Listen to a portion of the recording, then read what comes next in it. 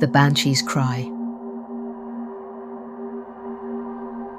Chiara had heard the stories all her life. Whispers from her grandmother about the bean seed, the banshee, whose mournful cries foretold death. As a child, she'd trembled under the covers when the wind howled too loud. But as an adult, she'd dismissed them as old tales meant to frighten children. That changed the night she heard the cry. It came with no warning, carried on the coastal wind like a knife through silence, a low, keening wail that rose and fell like the tide. Chiara sat up in bed, heart pounding. Probably just the wind through the cliffs, she told herself. But the sound was human. A voice filled with unbearable sorrow. She crept to the window of her cottage overlooking the Irish Sea. There was nothing, just the endless black waves and swaying grass. She shook her head and went back to bed. 2 days later, just after midnight, the cry came again, only louder, closer. This time it was right outside her window. Chiara froze. It wasn't just a cry, it was a sob, deep and aching, like the grief of every mother who had ever buried a child.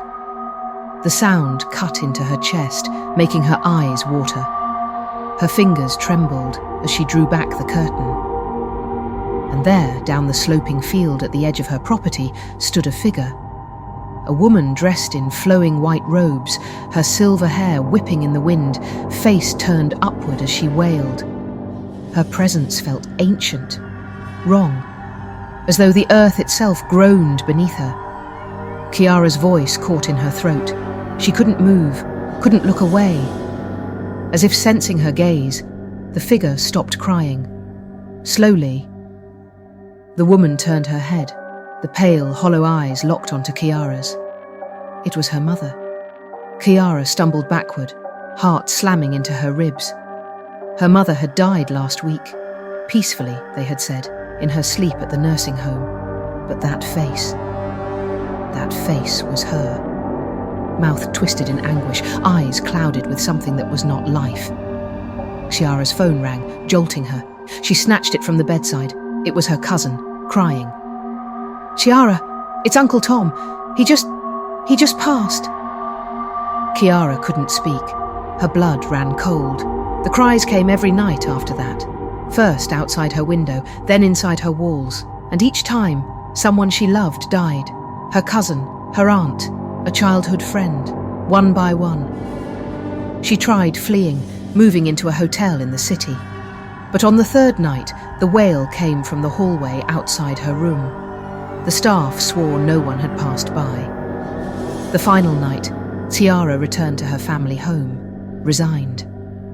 She lit a candle, sat in silence, waited. The wind rose. And from just beyond the door, the cry returned, deeper than before, soaked in finality.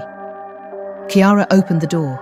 The banshee stood there, no longer her mother, just a mouth open in eternal wail, skin pale as bone, eyes empty as the grave. Chiara didn't scream. She bowed her head and whispered, "I know." The banshee's cry faded, replaced by silence. In the morning, they found Chiara in her chair by the window, candle long burned out. Her eyes were still open, and a single silver hair lay across her lap.